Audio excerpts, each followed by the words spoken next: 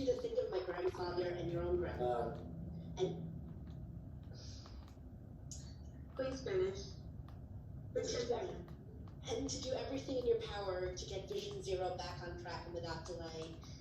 We can't lose one more. I don't want one little girl to have to go to her bat mitzvah and know that her grandparents couldn't be there because they were burying her great-grandfather. And I don't want one more Holocaust survivor to, in his final days, have to bury a friend who died in front of him. Wanted to just take a moment to express, on behalf of myself and my colleagues in the New York City Council, my deepest condolences to you and your family. That was a terrible crash that should never have happened. In my district, we also lost a 10-year-old girl as well, Davina, to a car crash not long around the same time, actually.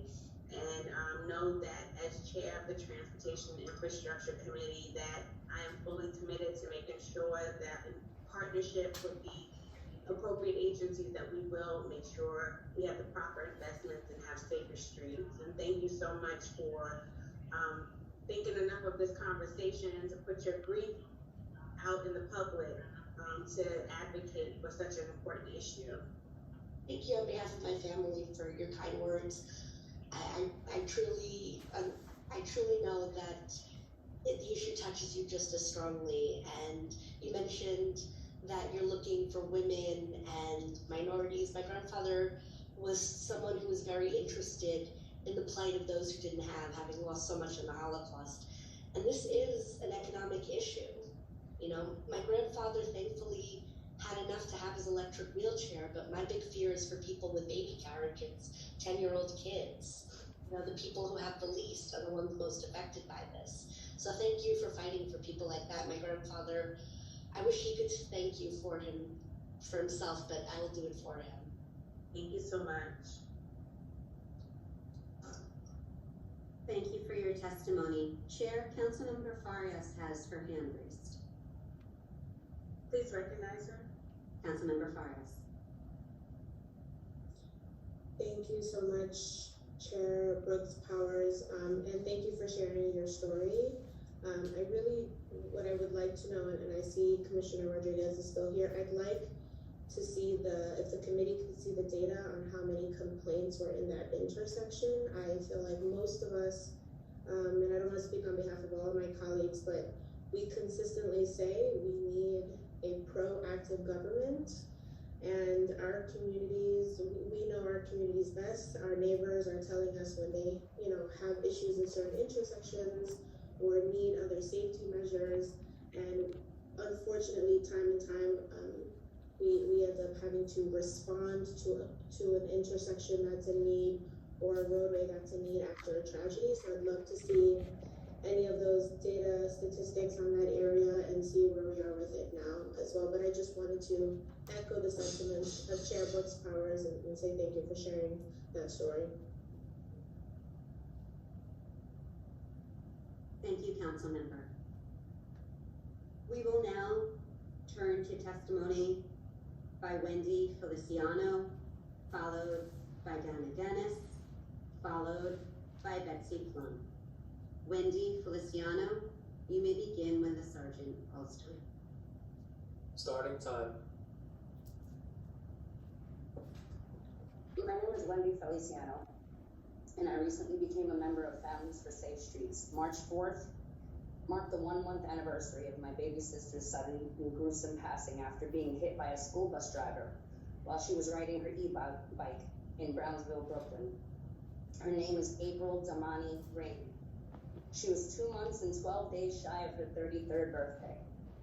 April's daughter had just celebrated her 16th birthday 1 week before the crash. She had two nephews and a niece, my children, that she helped to raise like her own. She has an ailing mother for whom April is the second child gone too soon. She had more friends than I can count and was loved by them all. My sister was young, but she had what we called an old soul. She wanted to change the world, and she wanted to leave as small a footprint on this earth as possible. That's just one reason why she bought her e-bike. She felt more people should ride bikes to avoid hurting the environment. She wanted to buy and build a farm and build a community around it. She thought she could teach people a better, happier way to live. She wanted this for the world, not just her family. She was also an organ donor, and when she passed, anything that could save or change a life was given, including her eyes. Even in death, she wanted to help others. She also wrote to save money and stay away from COVID. Her goal was to have another part-time job doing deliveries to make enough money to get us out of here. There was no way to look at this and find the silver lining. My sister died face down in a gutter on a cold, rainy day in Brownsville, Brooklyn, and she deserved better. Brownsville deserves better. Every neighborhood in our city deserves better. That's why I'm here today. If I can help get safe streets, infrastructure, including protected bike lanes in our poorer neighborhoods, where people are less likely or able to own a car and it can save a life, then it can bring meaning to her tragic death and take her one step closer to her dream to help people. My sister was love and light. She loved life and had big plans that we'll never see realized. She was the morning person in our house that would give us the pep to get up and go. The mornings are bleak and quiet now, and her room sits empty. Her daughter has chosen to live with her grandmother because our walls shout my sister's absence. The rooms echo the silence.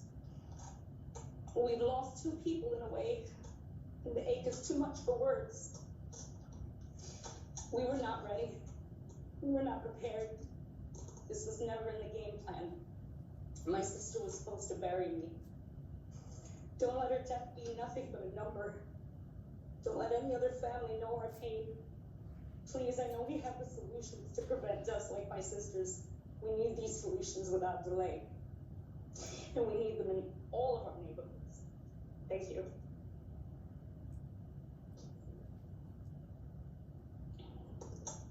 Thank you for your testimony. We will now hear from Dana Dennis, followed by Betsy Plum, followed by Daniel Harris. Dana Dennis, you may begin when the sergeant calls time. Starting time. Good afternoon, everyone. My name is Dan Dennis. I'm a senior organizer at the Riders Alliance. We organize thousands of transit riders from all across New York City. We help them to fight for a more reliable, accessible, and then, of course, affordable transit system, which is what I'm going to talk a little bit about today. So before I became an organizer, which was about 4 years ago, going on 5, I spent 3 years as a volunteer rider with the Riders Alliance. At that time, there were many different campaigns we worked on, but one campaign in particular captured my heart because it directly impacted my community, which at that time was Crown Heights, Brooklyn, and that was Fair Fares. At that point, I was working full-time. I was doing one of the hardest jobs on earth, which is being a home health aide. I was only making $10 an hour. Many weeks, I would do overtime cases, or I would take living cases, which would allow me to stay with my client for days at a time, just because I did not have enough money to put on my Metro card to go back and forth round trip each day or do a 5-day commute throughout the week. And just to be clear, if you don't know this about home health aides, when you take a living case and you do a 24-hour day, you only get paid for 12 of those hours. So even though I was there 24 hours, I was not getting paid for a full day. And imagine that at only $10 an hour. So I just want to give a shout out to all of the caregivers out there, in particular those, the ones that CM Lewis was speaking about earlier. I remember days where I had to stand at Utica Station and beg for swipes, right? And I'm going to work. I had to negotiate with bus drivers. A lot of times on the same B46 we were just discussing, or the B45, that's my neighborhood. And it was a humbling experience. It's embarrassing for poor folks to have to beg. It's not easy to ask someone to swipe you in. So when you see someone trying to make contact, if you have it, or you have an extra fare, please swipe that person in. But yeah, like I said, I needed to get to work, and it was literally times where I had to choose, am I going to get lunch today, or am I going to put money on my card? Am I going to, I had days, because I'm a type 2 diabetic, where I went without my medicine, which is metformin. I couldn't buy my pills that week because I had to put $20 on my card. And mind you, again, like I said, I was working. So I just want to get to the point. Time expired. Sorry that I didn't get to say the last part, but you know, if I can't just very quickly ask the council, Mayor Adams, and everyone to outreach. It's a shame that Fair Fares is out there. People need it. They're sacrificing food to get their MetroCard and they don't know about it. We just want to say, get to your residents, get to whoever's in your district, knock on doors, see those Nitro residents if you can. Just like CSS said, there is projected numbers beyond what we're talking about. So we're at 260,000. We're looking at almost 700,000 people that need the program. Let's do something aggressive to fill in that gap. Thank you. Thank you for your testimony. We will now hear from Betsy Plum, followed by Daniel Harris, followed by Sarah Lind. Betsy Plum, you may begin when the sergeant calls time. Starting time. Good afternoon. My name is Betsy Plum. I'm Executive Director of the Riders Alliance. Equity is at the heart of our organizational mission. I want to underscore everything my colleague Dana just shared. You will also be hearing from a number of our member leaders during today's hearing. I'm going to dive right in and would like to use my short time with you to speak about buses and the tremendous opportunity we have on our streets right now. Members of this committee represent neighborhoods that have long been transit deserts, overlooked by planners and policymakers. Laurelton, St. Albans, Canarsie, Soundview. That's not fair, it isn't just, and it certainly is not equitable. But something wonderful about our public transit system in this city is that we have more solutions than just building new subways, projects that cost billions of dollars and take decades at best. We have the bus, a subway on our streets carrying millions of riders every single day. These are the riders that Riders Alliance works to support and organize. A home attendant in Southeast Queens who regularly waits 20 minutes for the Q12, only for it to be too crowded to board. An airport worker who takes 4 buses every day to travel from the Bronx to JFK. A St. Albans student who goes to Brooklyn Tech and constantly struggles not to be late to class due to slow buses. The bus connects New York, but it can do so much more, especially if this council steps up. Streets have been too inequitable for too long, and that equity forces our buses to be the slowest in the nation, and our bus riders to be stuck in traffic more often than not. Streets need to change, and our ways of thinking about streets needs to change. Equity requires it, and our city will be better for it. The good news is the law is on our side. The streets plan requires 150 new miles of bus improvement projects. In 5 years, the mayor has promised to do it in 4. We are looking to this council to help the administration deliver on that ambitious plan. With adequate funding, we can make it so that everyone in this city using our streets, a tremendous public asset, can have comparable, equitable access. Robustly investing in buses is common sense. Time expired. In examining equity. Riders Alliance is here to help. Our members are here to help. Thank you so much. Thank you for your testimony. We will now hear from Daniel Harris, followed by Sarah Lind, followed by Jose de Jesus. Daniel Harris, you may begin when the sergeant calls time. Starting time. Good afternoon to the Honorable Council.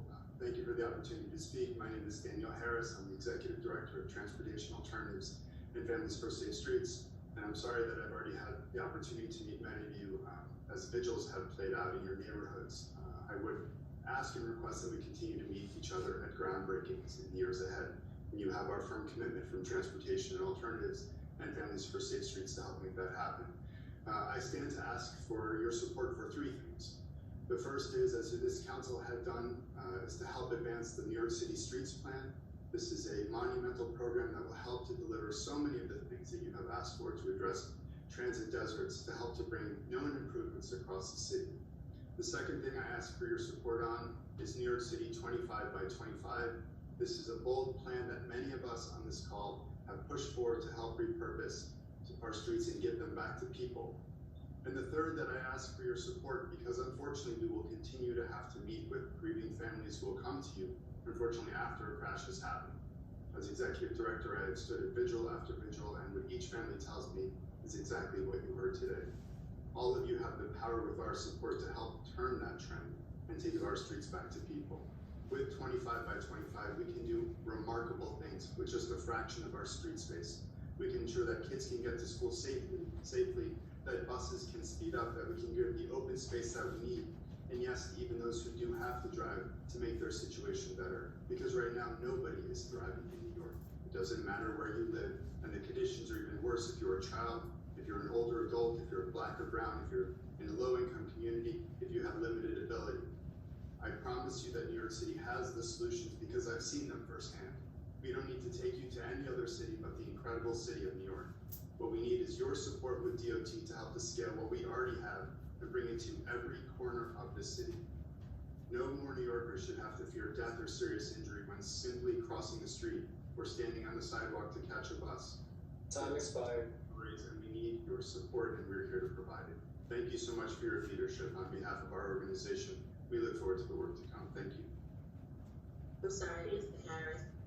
I just missed the third one. I was jotting down. If you just let me know. Oh, thank you.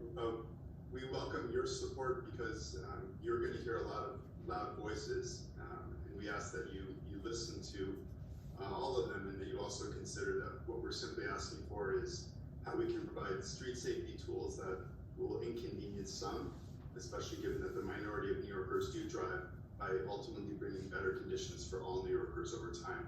We know that the things we're asking for, some of them can be immediate, some of them will take time, but when you're listening to the voices is that we start with the most vulnerable, and those again who can't walk across the street without fearing death or serious injury, those who are stuck on buses, and many of those people are not standing up to yell as loudly in community board meetings, and they're incredibly important, as you all know. Thank you. Thank you. Thank you for your testimony. We will now hear from Sarah Lind, followed by Jose de Jesus, followed by M.J. Okma. Sarah Lind, you may begin when the sergeant calls time. Starting time.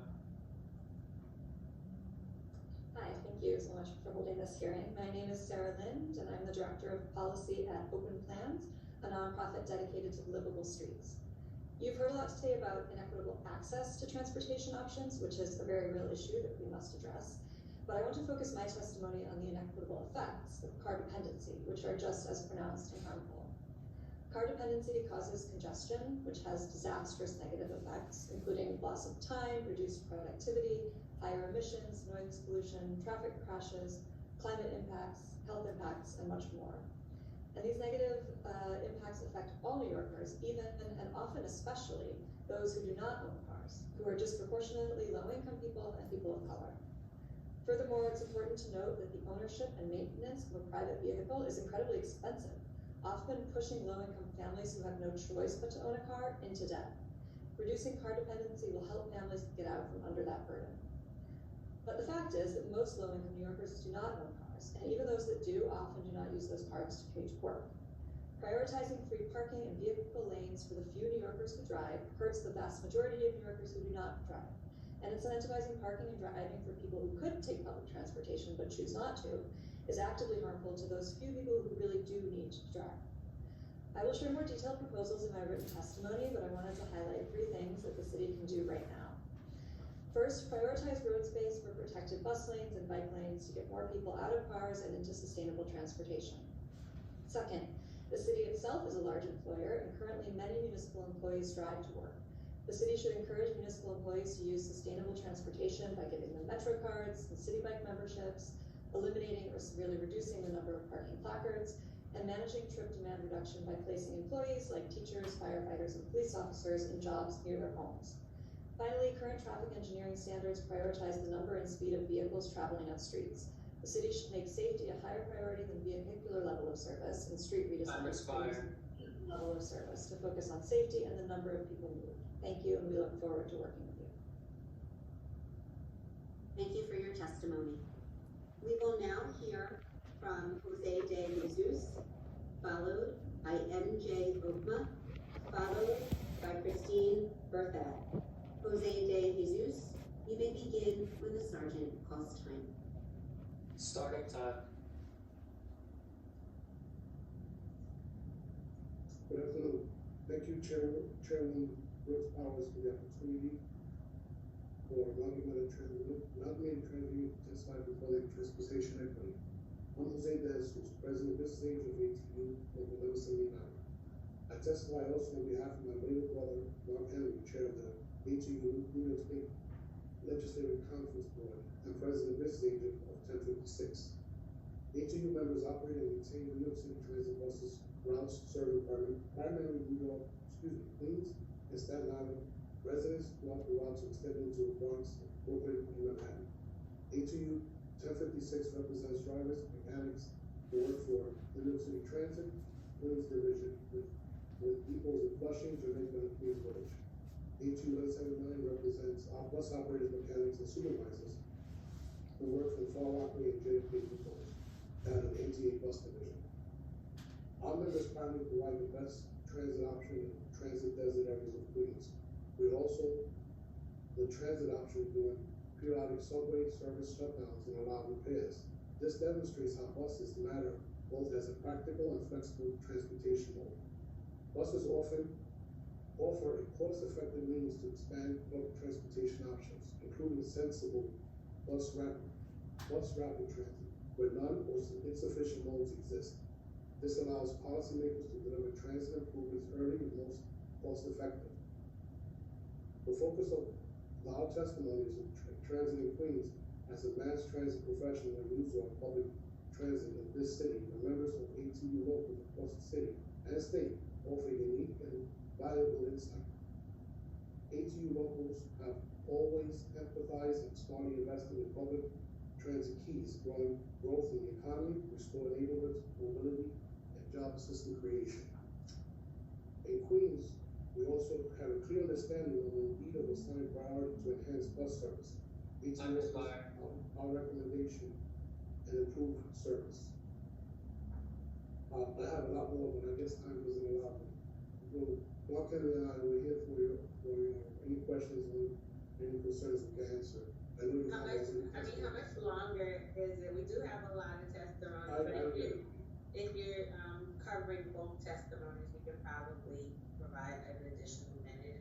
Well, you have written testimony before, we'll give it to you already, so we'll just leave it. I think we'll leave it time. All right, thank you. And thank you for your testimony. We will now hear from MJ Okma, followed by Christine Bertay, followed by Cynthia Kozakowski. MJ Okma, you may begin when the sergeant calls time. Starting time. Hi, good afternoon. My name is MJ Okma with SAGE, the country's first and largest organization dedicated to improving the lives of LGBTQ+ older people. We provide social services and community building programs through a network of 6 older adult centers across the city. I'm here today to discuss barriers LGBTQ+ older New Yorkers have to safe and accessible transportation options and call attention to the pattern of harassment and discrimination faced by transgender elders on public transportation. This is a dynamic that all transgender New Yorkers are confronted with, and it disproportionately impacts transgender women of color. It pushes many into financial instability and prevents access to employment, community, and services. The transgender and gender non-conforming elders SAGE works with have harrowing stories to tell about their recent experiences. I'm going to recall some of those now if anyone needs to step away. One spoke to me about being threatened with a box cutter, verbally harassed, and violently pushed off the subway. Another told me a story about how she was going to work when she was sexually harassed by a man who kept locking eyes with her and making suggestive gestures. She couldn't take it anymore and got off the train early and followed her. She weaved in and out of the crowds of Atlantic Avenue until she was able to shake him. She was 63 at the time, and the experience pushed her into retirement because she no longer felt that she could safely commute to work. I want to stress that these are not unique or isolated cases. One step that the city and the city council can take to help address this is by funding trans-led and LGBTQ+ organizations providing transportation assistance to transgender New Yorkers. In the current budget, SAGE has applied for member item support under the Support Our Seniors initiative to help address this need. At SAGE, when we are able to provide transportation assistance with a trusted cab service, there's a clear spike in participation from transgender elders. One other thing I want to uplift is how accessorized delays are also deeply impacting LGBTQ+ older New Yorkers. Staff at the State Center Bronx have reported that they need to stay open as many as 2-3 times a week because of accessory delays, and it deeply impacts the frequency that elders can participate in our vital programming services. I want to thank you so much, Chair Powers, for holding this important hearing and providing me this opportunity to testify. Thank you for your testimony. We will now hear from Christine Bertay, followed by Christine Kozakowski, followed by Eric McClure. Christine Bertay, you may begin when the sergeant calls time. Starting time. Thank you. Thank you, Chair, for this hearing. My name is Christine Berthay. I'm the co-founder of CheckPads, which advocates for pedestrian safety and rights in New York City. We applaud your focus on equitable transportation in New York City. So the first question, which has been addressed to date, is, how to make streets safer for underserved communities. And last year, I did a number of analysis, and in terms of traffic safety, the numbers give us a stark reminder of the inequalities Black, Latina, and Asian populations suffer every day. If you are raising a family in a community where more than 75% of the population is Black or brown, the risk that your children will be injured in a car crash is twice as high as in other communities. And in the last 4 years, traffic crash injuries in communities of color have increased at the rate of sevenfold faster than wider community. These were based on data on 4 years and ending in 2021. So there are two questions. How is the city prioritizing Vision Zero project? We need a clear prioritization on the work based on worst case numbers citywide. We have a software called Crash Mapper that all the council member can look at, and they will see what are the most dangerous intersections in their district. We have high expectation of Commissioner Rodriguez, who is very familiar with that issue. And the second issue is, why is the city penny pinching on saving people's lives? Why are the engineers still prioritizing vehicular flow over giving more time to pedestrians and full protection to pedestrians? We want to ensure that the DOT installs the safest features at each treated intersection to protect users. Time expired. Oh my God. All right, I'll send my let me just say one sentence. I think we cannot deliver equity on the street without focusing on the pedestrian, 66% of whom are non-white. And I will send my testimony about that. Thank you for your testimony. We will now hear from Cynthia Kozakowski, followed by Eric McClure, followed by Jackson Chabot. Cynthia Kozakowski, you may begin when the sergeant calls time. Starting time.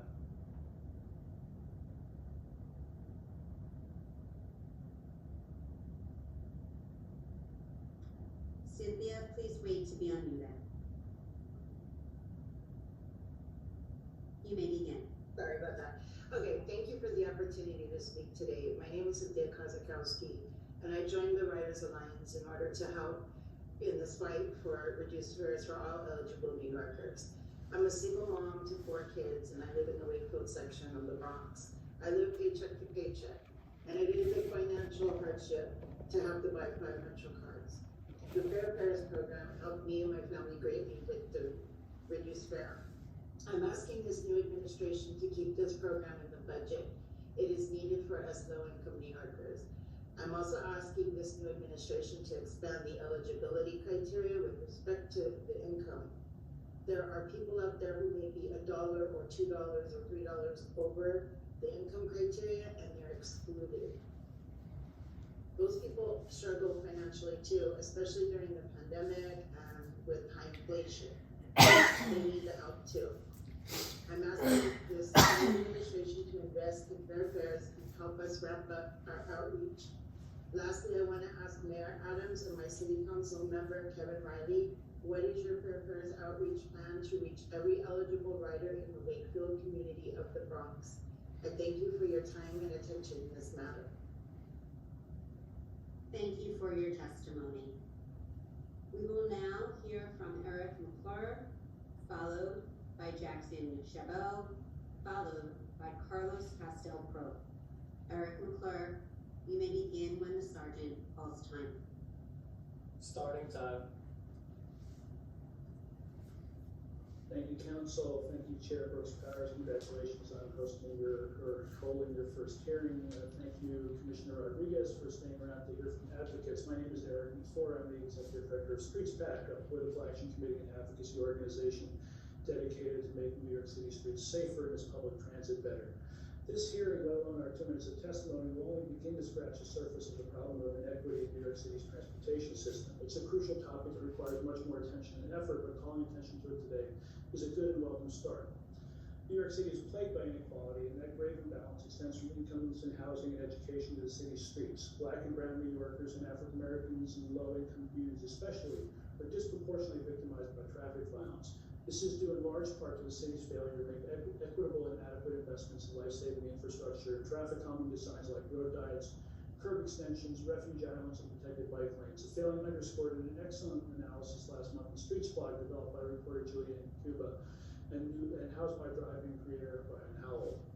The New York City Streets Plan, however, is a promising step in beginning to address that inequity. Passed by the last council and signed into law by then Mayor de Blasio, the Streets Plan lays out important benchmarks for investment in the city's transportation network and infrastructure, and it rightly prioritizes that investment in communities that have been poorly served in the past. It's incumbent on this committee and the council, and we in the advocacy world, to make certain that City Hall and DOT meet the benchmarks laid out in the Streets Plan and to insist that it's fully funded. We must also continue to prioritize investment in automated enforcement strategies that remove human bias, like speed and red light cameras, and lobby Albany to allow those devices to operate 24 hours a day, 7 days a week, year-round. We don't turn off ShotSpotter overnight or on weekends. We don't turn off security cameras after hours. Far too many crashes that cause death or injury happen in places with speed cameras that are not operating due to curfew. The council must join with the mayor in lobbying Albany for home rule for speed limits as well as camera systems. Our colleagues in advocacy have spoken and will speak about buses in greater detail, but we as a city must make better bus service a top priority. Furthermore, we must also make cycling attractive, affordable, and safe for many more New Yorkers. Biking was boomed during the pandemic, but there's so much more we can do.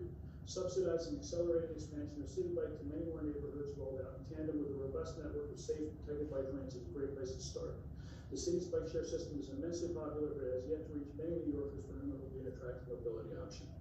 As the only facet of our transportation system that doesn't receive public funding, it's high time that we boost the bike share program with operating subsidies and with the kind of safe bike lane network that will attract and protect new cyclists. Let's see a bill come out of the council this year that puts that in motion. Thank you. Thank you for your testimony. We will now hear from Jackson Chabot, followed by Carlos Castel-Pro, followed by Tiffany Ann Taylor. Jackson Chabot, you may begin when the sergeant calls time. Starting time. Good afternoon. My name is Jackson Chabot, and I'm the Director of Public Space Advocacy at Overplay. I'd like to begin my testimony by presenting a vision for a safe transportation corridor. Imagine children and caretakers safely walking and scooting to and from school. People of all ages and abilities biking along to the destination. Children shrieking with joy, seniors talking together, and birds chirping. Now, I'd like to tell you that this already exists, and we can have more of it with proper funding and framework for management. This is 34th Avenue in Jackson Heights, run by a fantastic group of volunteers. Despite the huge need and demand, most streets in New York City have no local organization or framework that can manage public space and are therefore filled with vehicles, not people. Open streets highlight this and their disparity across the city. A transportation alternatives report found that 84% of open streets in the Bronx weren't even set up, for example. At the moment, business improvement districts are the primary public space managers, providing care, management, and maintenance to some of New York City's best public spaces, including open streets.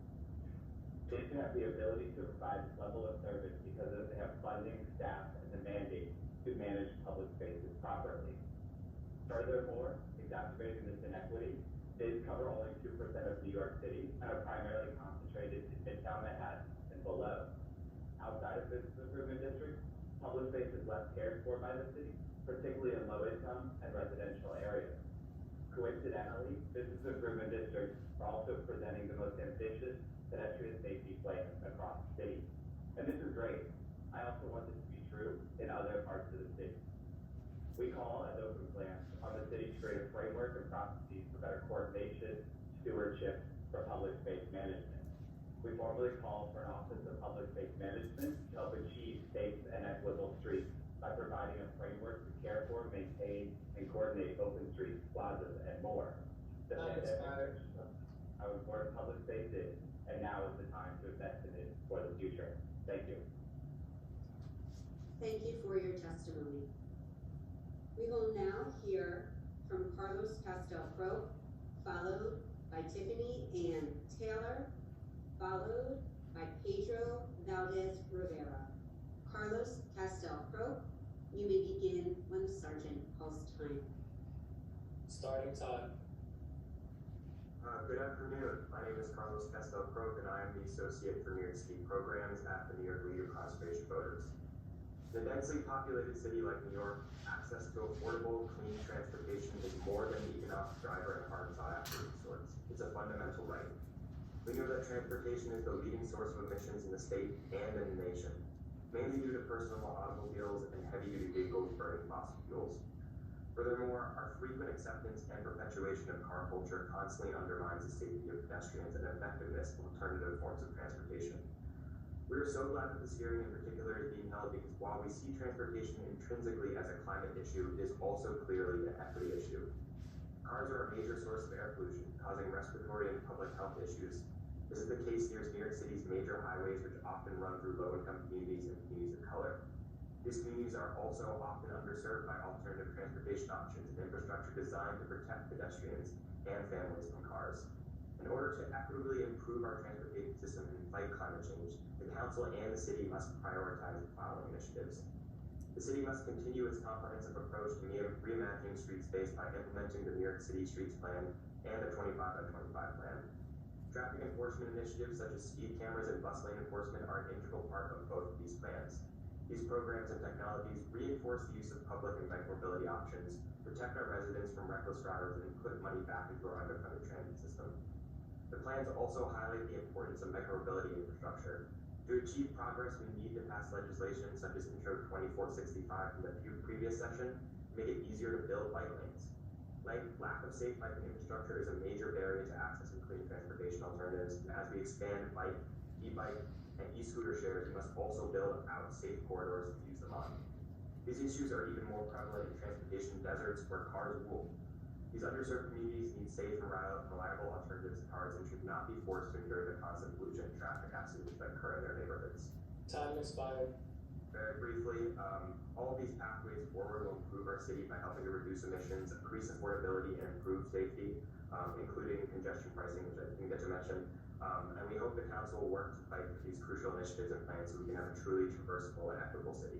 Thank you. Thank you for your testimony. We will now hear from Tiffany Ann Taylor, followed by Pedro Valdez-Rivera, followed by Lindsay Mayer. Tiffany Ann Taylor, you may begin when the sergeant calls time. Starting time. Good afternoon. My name is Tiffany Ann Taylor, and I'm the Vice President for Transportation for the Regional Plan Association, also known as RPA. Equitable transportation planning and infrastructure building must remain a priority for both New York City DOT and the MTA. Transportation deserts, aging infrastructure, and underinvestment persist in many neighborhoods. The pandemic further illuminated these disparities, and as the city continues to recover, this is a watershed moment to creatively address these challenges. To enhance air quality, reimagining BQE, implementing congestion pricing, and expanding programs like City Bike and the New York City Clean Trucks program can have an impact. Re-envisioning the BQE can help reverse the generational harm it has caused to surrounding neighborhoods. Congestion pricing will reduce traffic congestion and its negative externalities. Prioritizing historically underserved areas with expanded city bike options and and expanding available funding for the replacement of older diesel fuel trucks as part of the Clean Trucks program will further advance the city's goals as set forth in the roadmap to 80 by 50. With changing commutes and reconfigured streets in response to the pandemic, equitable enforcement and design is more important than ever for street safety. RPA supports the call for permanent city authority over speed cameras as they have proven to reduce serious crashes at intersections. Other design enhancements for universal accessibility should be incorporated throughout all of DOT's domain and MTA's infrastructure. Lastly, in order to ensure equitable system accessibility, discounted fares go hand in hand with better bus service. While we're supportive of the mayor's continued commitment to fair fares, more funding is necessary to match or surpass pre-pandemic levels of funding. The city should also increase promotion about the program, as many who are eligible are not using it. All of the priorities I've outlined today can be found in DOT's Streets Plan. This means that the city has a current blueprint for how transportation enhancements should more equitably be implemented citywide. We implore the city and the state to continue working together to use all the tools at their disposal to prioritize transportation equity for New Yorkers who need it most. Thank you. Thank you for your testimony. We will now hear from Pedro Valdez Rivera, followed by Lindsay Mayer, followed by Miriam Bensman. Pedro Valdez Rivera, you may begin when the sergeant calls time. Starting time.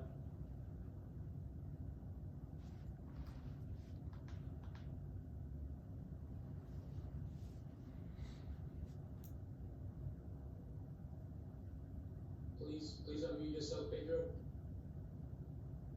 Sorry about that. Let me start over.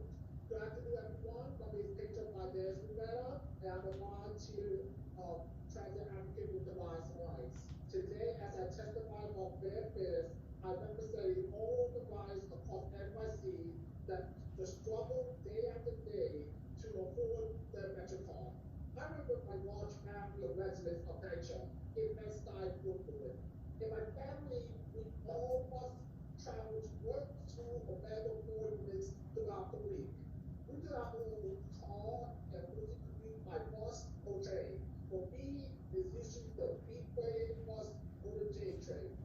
I was using the Fairfax car to DC. Due to my brother's new job paid so higher than his last job, we go along for father as a household. Every house in our school. Most days is a struggle just to pay per person just to get around. Fairfax is a great program that allows my family to save money each month that we were able to put towards rent, food, and utilities. Unfortunately, many of the days was like keeping it in nature, don't even know the progresses. The city has done a poor job and gave the more out. Folks need to know if they qualify and how they can apply for their benefits. And also, please consider raising eligibility to the NYC company line. So low-income New Yorkers, families, bottom line, who are still trying to recover from the pandemic. The current eligibility lines can have access to the vaccine. I want to ask their announced RC council member. Time expired.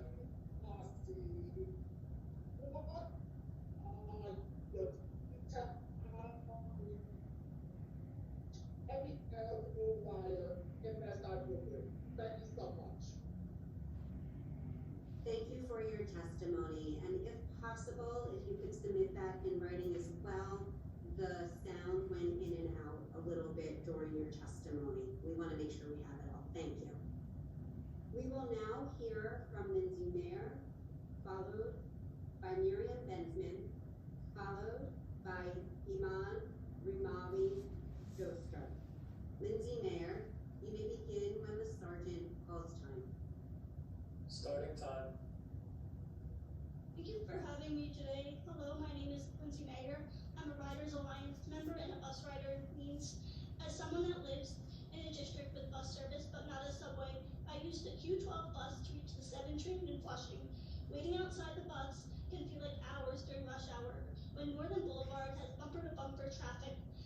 Sometimes commutes that were supposed to take 1 hour ends up taking 2 due to waiting in traffic.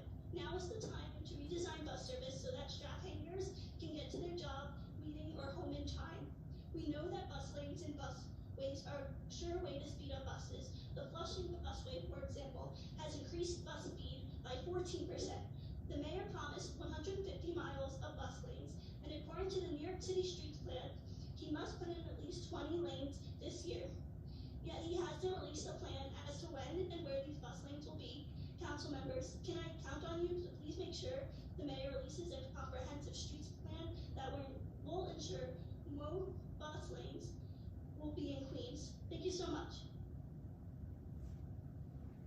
Thank you for your testimony. We will now hear from Miriam Bensman, followed by Iman Rimawi Doster, followed by Karen D. Hamilton. Miriam Bensman, you may begin when the sergeant calls time. Starting time.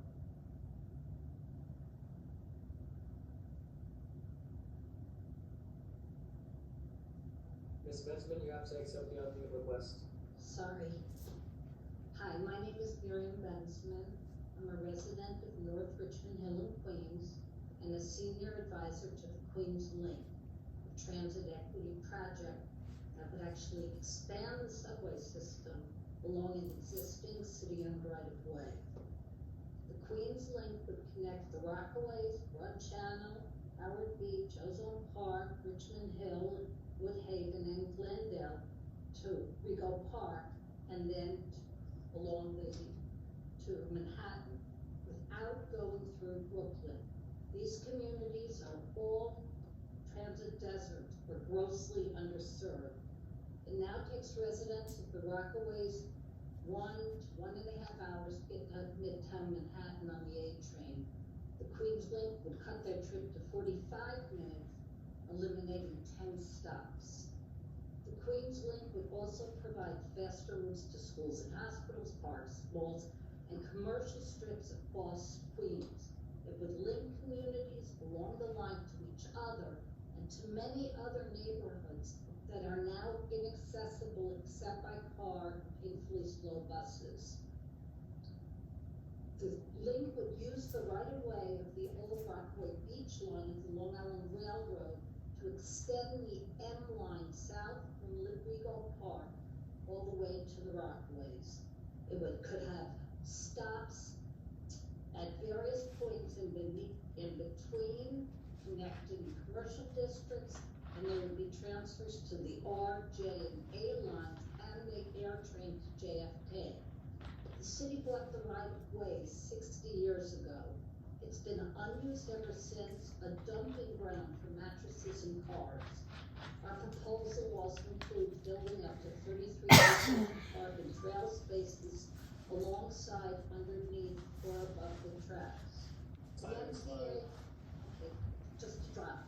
The MTA study in 2019 concluded that building this subway extension is feasible, but put a crazy high cost estimate on it. An independent study found that estimated it would cost half that much using the federal guidelines. We can't afford not to do this. That's it. The rest is in my written testimony. Thank you for your testimony. We would like to recognize that Council Member Rivera has joined. We will now hear from Iman Rimawi Doster, followed by Karen D. Hamilton, followed by Glenn Bolofsky. Iman Rimawi Doster, you may begin when the sergeant calls time. Starting time. Hi, thank you so much and good afternoon. My name is Nan Ramali Doxter and I am the Access Right Coordinator and Organizer with the New York Lawyers for the Public Interest. I know I only have 2 minutes, so I'll go as fast as I can and the rest of it I'll submit for testimony for you guys to read later. To sum it up, our transportation system remains grossly inequitable, especially for New Yorkers with disabilities. And for the millions of New Yorkers who can't easily access jobs, education, and healthcare because of the lack of affordable, efficient, and reliable transportation, we're here to talk to you about that. Accessoride has a number of chronic issues, and I'm an accessoride user myself, and we urge the City Council to join with riders in engendering strong oversight and advocacy of the broken and dysfunctional paratransit service. We would also invite you to exercise oversight on how paratransit users have been consistently excluded from the MTA's fare discount program. As you know, the state of the subway accessibility remains dire, and the lack of elevators forces many New Yorkers, including myself, to endure accessoride, pay for expensive taxi rides, or simply just stay home. We must increase the amount of elevator installations and set an expedited schedule for installation, a finished detectable warning system, or DWS installations, gap protections, including retractable bridge plates and sliding doors and railings, all accessible, please. Also, buses need to be more accessible. Improving accessibility through new bus loading platforms, including DWS at all edges, would benefit the blind community. Millions of New Yorkers, especially in low-income communities and communities of color, are disproportionately exposed to polluted air, and we call on the city, the state, and the MTA to make major investments now in electric vehicles, zero-emission buses, paratransit vans, and school buses, while ensuring no less than 40% of them serve disadvantaged and other environmental justice communities. And Time expired. I'm at time, so I will submit my testimony for y'all to read. And if you have any questions, please reach out. I was just gonna say perfect timing. But thank you so much for that testimony. That is a very important topic for me, especially out of Southeast Queens for many years, dating back to when I was a staffer in the Senate. Accessoride was always a pain point for the community that relied on that mode of transportation. And even most recently, a constituent of mine indicated she retired during the pandemic because it was just too much of a burden to take accessoride to the city, where she would be losing at times 3 hours to get to her job. And so these are areas that, you know, we definitely have to focus on, and I'm looking to hear from the MTA on their plan, and you raised some valid points, and I would love to meet with you to be able to learn more on how I can be able to advocate around that space. So thank you so much for your testimony. Thank you, Chair, and thank you for your testimony. We will now hear from Karen D. Hamilton, followed by Glenn Volofsky, followed by Trina Quadlia-Rowling. Karen Hamilton, you may begin when the sergeant calls time. Starting time. I'm Karen Hamilton, a District 31 Queens resident and member of Riders Alliance and the Permanent Citizens Advisory Committee to the MTA. New York City has a social compact with its residents, an implicit agreement where commuters reduce car dependency in return for safe, reliable, accessible, and affordable transit service. The compact is broken and unequitably applied, resulting in two transit realities, the transit diverse and the transit limited. Often the communities most reliant on one mode of transit are more racially and ethnically diverse and underserved by reliable service. Several areas of New York City, like my neighborhood in Southeast Queens, are not directly served by trains, have limited express bus, lack bike infrastructure, and more likely to rely on local buses for commuting. And after years of long headways, long bus rides, waiting at bus stops without shelter, and not being able to board crowded buses, residents in my community are no longer bus dependent. They're relying more on carpools, dollar vans, car services, the Long Island Railroad, and personal vehicles. Transit diversity and dependability should not be a function of income and geography. And the tale of two transit commuting realities by prioritizing safe streets infrastructure, expanding fair fares, eligibility to support all in financial need, and ensuring better buses. Successful transit projects like select bus services and the Jamaica Avenue, Archer Avenue busways must be replicated throughout the 5 boroughs, especially in bus-reliant areas. Safe, reliable, accessible, and affordable transit service is vital to New York City's economic health. Thank you. Thank you so much, Ms. Hamilton.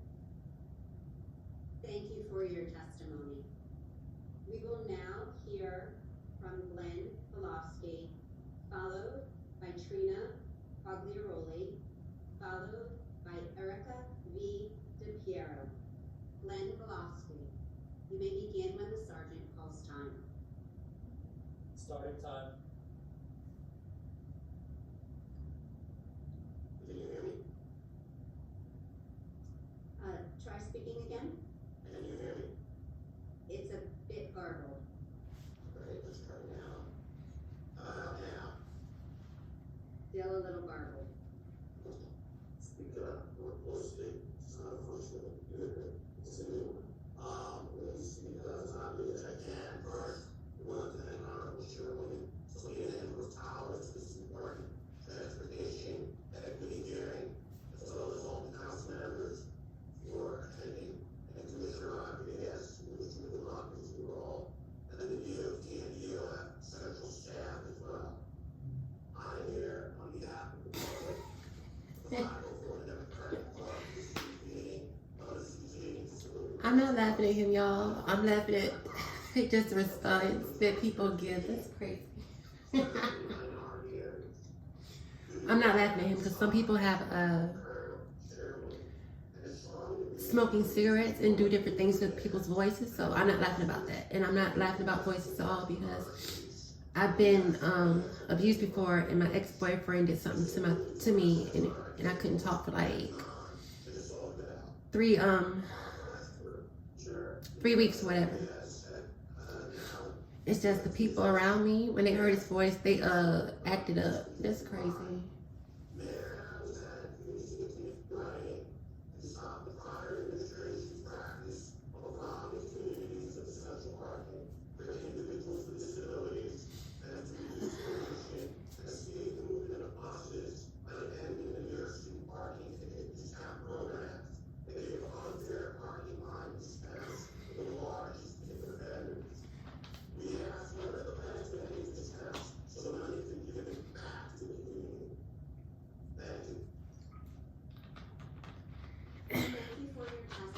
And let me say, I understood what he was saying too, so he was good. It wasn't him, y'all, I promise.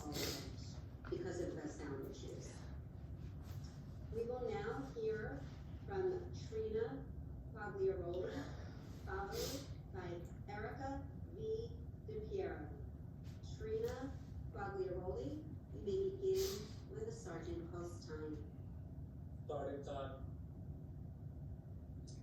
Hello, thank you for allowing me to speak today. I'm a 20-year resident of Watt Street, just outside the entrance to the Holland Tunnel at Canal Street. I'm here to speak to the neglect of overall safety, especially pedestrian safety, in the neighborhood streets surrounding the Holland Tunnel Canal Street entrance. Over the years, pedestrians have performed a daily death-defying act of crossing at intersections of Canal, Hudson, Greenwich, Watts, and Barrack Streets, due to a lack of basic traffic law enforcement and a common sense plan to manage vehicular traffic. We see parents. You know what? I told y'all about me being anorexic, so I don't eat much. But when I get hungry, I get silly, so I'm gonna go get something to eat. That's why I'm laughing, because when I'm hungry, I start laughing. Why the city continues to ignore this dangerous area, one of the most heavily trafficked areas in the city. It's not some hidden corner. It is the Holland Tunnel and its surrounding areas. Can't get much more obvious. It is willful neglect from my perspective. We residents and area workers are bearing the brunt of a very dangerous traffic situation inflicted mostly by non-resident vehicles. I see changes that could improve the situation, and I know I don't have time to go through all of them. I have one specifically that I find would be most effective, and I would like to urge the city to commit to taking responsibility for this area and implement the following. It may be a bit detailed, but I would like to get it on record. And that is installing permanent lane separators on Canal Street, eastbound from West Street to 6th Avenue, to physically separate the Holland Tunnel entrance lanes from the through lane heading eastbound. This is the most important change that could impact traffic management, as is evidenced by the lane separators that were recently installed along Hudson Street. Time expired. I would like to urge attention to this area and ask how do we have the DOT install these barriers alongside Canal Street. And I would like to submit a letter and would appreciate any advice on how to do that because it seems we are very limited into what we can upload. Thank you. I like her. She's cool. Thank you for your testimony, and someone will follow up with you on that. We will now hear from Erica V. DePiero. Erica V. DePiero, you may begin when the sergeant calls time. Starting time. Hi, my name's Erica. I'm a resident of Manhattan, and I guess I could say I volunteer with the self-stop organization. It's signed a petition, and they're the ones who let me know about today's hearing. So thanks for having us and giving us the chance to weigh in. I'm a mom to 3 school kids, so I spend a lot of time in the parks. We lived in a studio for many years, so I know some of you will know what that's like. And for the past couple of years, it's been really hard being in the parks on the weekend, where we go to a skate fair and we have helicopters hovering over us the entire time on the weekend. And as the weather gets nicer, it will just get worse.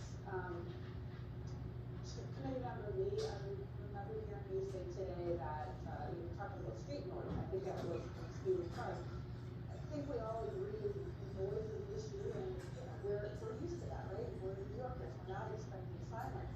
But we do expect some peace when we're in our parks, for example. And I know last year there were thousands of complaints to 311. I made a few myself. In Manhattan, where I live, many of them were live from the Upper West Side. That's because we have a lot of traffic, commuter traffic, tourists, helicopters, non-essential. So I know some of this is out of the hands of City Council, but there are a few things that I know City Council could do to make some progress and relieve us of this blight. So one would be to close down the 3 heliports to non-essential helicopters. 2 would be to ban explorers helicopters from the downtown Manhattan heliport. And 3 would be to block the expansion of commuter helicopters. I know that there's talk of another company that wants to seek to fly from downtown to JFK. We already have those. It's just adding to the deterioration of quality of life. So I'm asking you, please, this is an issue that affects New Yorkers in many boroughs, and thank you for listening. Thank you for your testimony. If we have inadvertently missed anyone that is registered to testify today and has yet to have been called, please use the Zoom hand function and you will be called in the order that your hand has been used.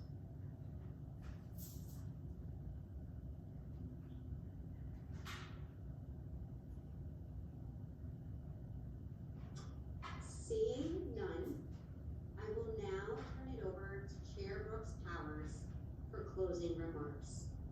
Chair. Thank you. I want to thank everyone again for attending today's hearing, especially the members of the public who waited patiently to testify. I also want to thank the Department of Transportation Commissioner for staying for the public testimony. I look forward to continuing to work together on these critical issues. Our next hearing will be a preliminary budget hearing on March 16th, where we will hear from the MTA, as well as New York City Department of Transportation and the Taxi and Limousine Commission. With that, this hearing is adjourned. Thank you.